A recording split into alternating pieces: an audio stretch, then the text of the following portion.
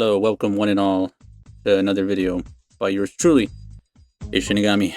We are here to review episode 4 of the Acolyte. This one at least was a little shorter than the other three other episodes, but still has many flaws, still has many issues. Okay, no, I did right. Okay, on this side. So, this episode, very short, very sour. Will not say sweet, because it was not. There's a lot of more lore breaking happening, and then also just the inconsistencies that have now started, especially with May's character development, Asha, Soul, and the big bad Smilo Ren. So we're gonna start off right here. We get a very long establishing shot of Kilnaka, the Wookiee, first on the planet, walking from his little. Well, he's walking to his little hut, this little fucking encampment that he has, basically. There's a lot of yin and yang symbols on the wall. That really doesn't really get touched upon. Maybe it will later, but they had an emphasis to show the yin and yang symbols, right? Then we cut back to Corazon, and then Asha is thanks X-23, and then they have a very long goodbye. Now this just kind of comes out of left field because they had maybe like 4 to 5 minutes of actual like talking time between each other between the first 2 episodes. So for them to just be very close like this with obviously no on-screen development kind of throws the unbelievability, but that's just a tiny little nitpick.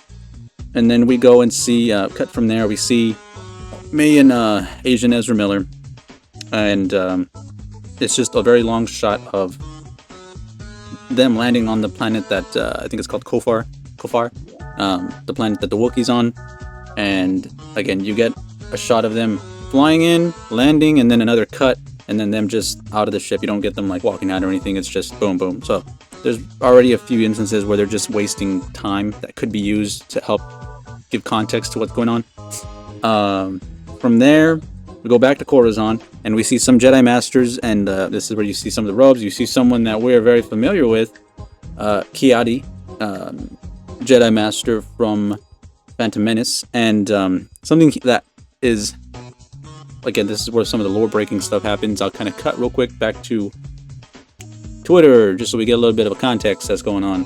I know some of the Star Wars people, well, more so the shills of Disney, are very much attacking Star Wars theory right now, but he's got some good points, and again, other people do too. So you guys are falling for the bait. Combos are making it out all about the birth date change and detracting the main issue. The main issue with Kialdi, now knowing all of this and saying that in the Phantom Menace line, that's where the main issue lies. And if you're wondering what the line that is said, right there? No, it wasn't there. God damn it, I just had it. No.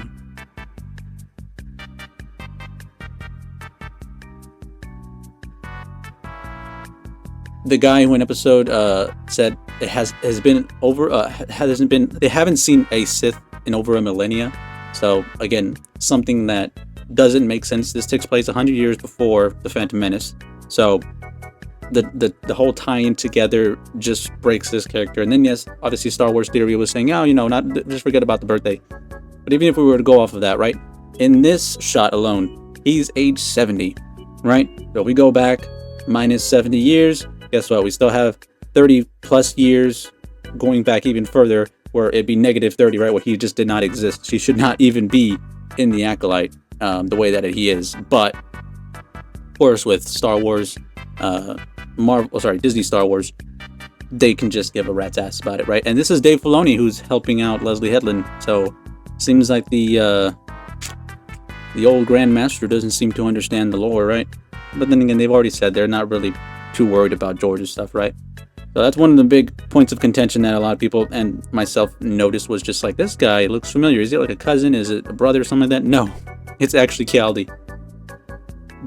Just nuts that they even thought to put this in. Whatchamacallit. We'll cut from there for a little bit. After that, we get the Jedis basically talking, saying that they're, they can't inform the council and other things like that because Sol is basically saying that May is a threat, and because she doesn't have a master, but then also green skinned lady, Leslie Headland's wife, basically says that they have to deal with this fast before the council finds out. So again, it's just like, why are you so under the table about all this stuff? It literally makes no goddamn sense. Then Sol is saying May could know more and she needs to be apprehended, and he said, you know, he'll basically see like, I'll do it, basically. From there on out, we cut back to Agent Ezra Miller, where he says to Asha, she's in over her head, and that he owes this little like dialogue that they're going on with. May's basically talking to Agent Ezra Miller, asking about how much do you know about Smilo Ran. He's like, well, I don't owe him the same way you do. He owes a debt. Meanwhile, you know, May is more of like in servitude of this person, but we're supposed to get more information hopefully later, but we haven't really gotten to that point. Then we cut to Asha is allowing to go. We cut back to Corazon, and Sol is allowing Asha to go with them because she is the bargaining chip. He basically explains to Asha that, hey, I need you for one more thing. You know, Asha's like, is it about my sister? And he's like, yes, it's about your sister. So he makes it very apparent that, you know, he needs her to help get May to come over and basically apprehend her, right? Then we cut to the ship where they're flying to Kofar, and the pit bot is basically kind of like antagonizing, or I guess they're like disputing the little rodent Basil. Pit Boy, the little fucking machine, I guess gets annoyed by the rodent and then shoots water out of its little, out of the nozzle, which again is just the logic of this little machine just doesn't really make sense. And then after that, we cut to this scene in particular. What's that? What's Basil? Is he or they with us? Again, that's where the whole pronouns fucking garbage kind of comes into play. They've already done it in the animation department, but now they've done it in live action, which just whatever. It's just so stupid at this point. But moving on from there, we get another long landing shot once they get to the planet where the Wookiee's on, the Jedi, I should say. From there, Asha doesn't want to hand over the blaster when Yord's asking her, like, hey, you got to give that back. That's property of the Jedi Republic. And then she's just like, no, I'm keeping it. And then in the background, you got X-23 basically trying to figure out where the Wookiee's at, talking to some chubby, fat alien thing, whatever. And then after she figures that out, she just tells everybody where you know, oh, they said the Wookiee was in this direction. And then Yord just kind of forgets about the blaster, just like, we're not going to just... He's not going to keep trying to, like, get the thing? No? Okay. Just going to forget about it, I guess, because it seems like he's distrusting of her. But then you literally have her just be like, no, I'm not giving it. Oh, that's where the Wookiee's at? Okay. Alright, and then after that, let's see. So we've got Asha begs Yord, as they're walking down the little hill, mountain, whatever, to take down May if Sol fails, because she does not feel she will be able to do anything, especially because last time she froze up. So that's another part that just kind of like, okay, well, I guess that'll be a key thing, right? Next part that we've got, we just kind of have like a few shots of like back and forth while they're going through the jungle. Makes it very apparent that they are going to be converging at some point. Just that's what you kind of are expected to anticipate. Then we get to a part where Basil smells something rotten, is what he says. Also, he speaks a different language, so one of the ones that understands it is Yord and stuff. So they're passing by these trees that look like they have ball sacks on them, and Asha seemingly touches one of them, and then it turns out to be a big scary bug. It flies away. After that, you know, they all turn around like, what the hell is that? And then Sol pulls out his lightsaber, just kind of stays there, and then the fucking bug just kind of runs straight to the lightsaber and goes, nope, it's diced. Okay, like, it's just, some of these aspects are just really weird, because it's like, okay, you want to add tension, but then immediately destroy the tension. So it's like, I don't get what you're trying to push at this point, right? Next part after that, we cut to, as they continue walking, Asha seems very sad that the bug had to die because it was disturbed by her.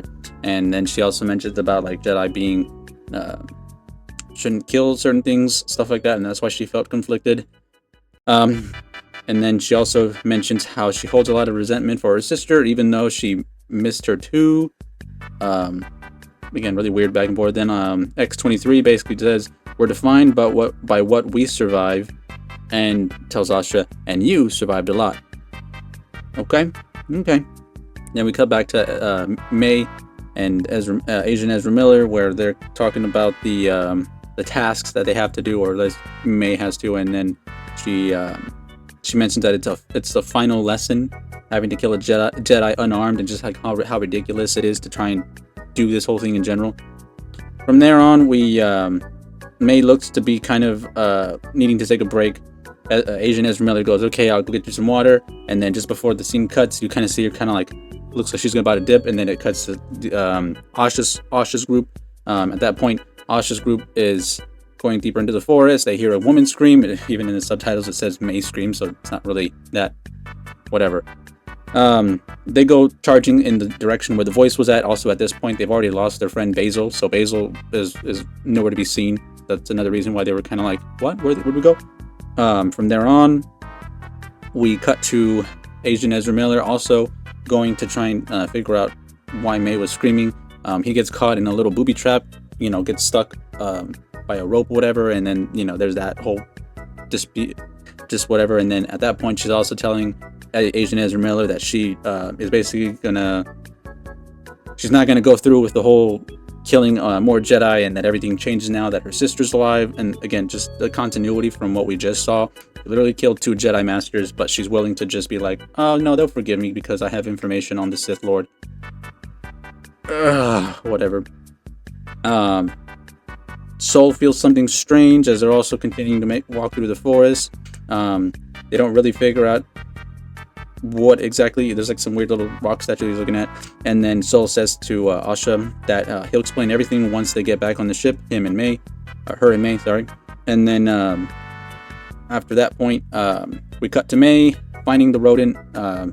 Just after that rodent is starting to leave the Wookiee's little encampment or whatever, she goes, oh, like what a cute little rat, or something like that, or she says that you're like a cute little buddy or something like that, which is just very odd from the other mannerisms we've seen her display, which is very maniacal and insane. But and then we cut to inside the ship.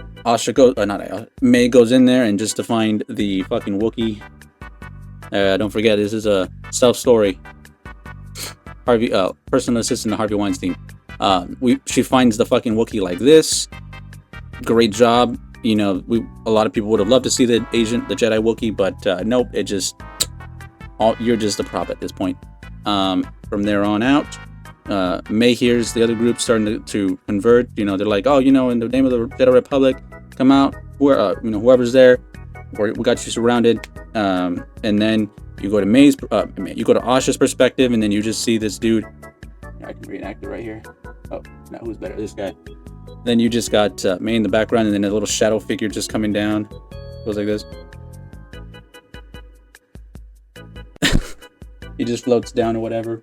And then after that, whatchamacallit? After that whole debacle goes down,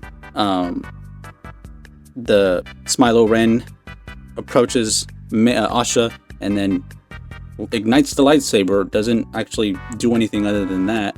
And then Force pushes Asha away, and then the other Jedi just meander towards Smilo Ren, and then as obviously they all light up their lightsabers too. This person just Force flicks them away,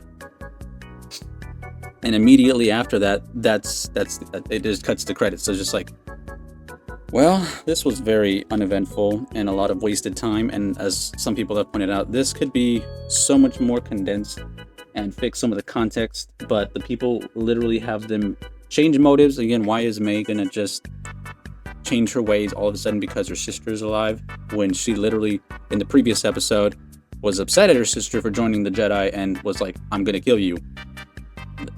Continuity be damned, even in their own fucking show, right? But oh, these people, right? Isn't that right, Polly? It's just crazy to see what has become of Star Wars at this point. And I know there's some people that are still trying to defend it, say it's not that bad. But as it goes forward, it's hard to not see them making so many mistakes. and obviously disregarding George Lucas's lore and what was pre-established.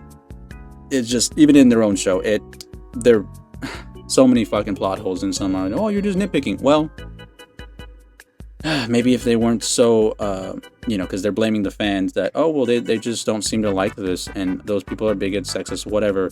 Like, no, you're degrading something that a lot of people loved and cherished, so why would they not be upset, right? So, I'm gonna end it there. Let me know what y'all thought in the comments down below.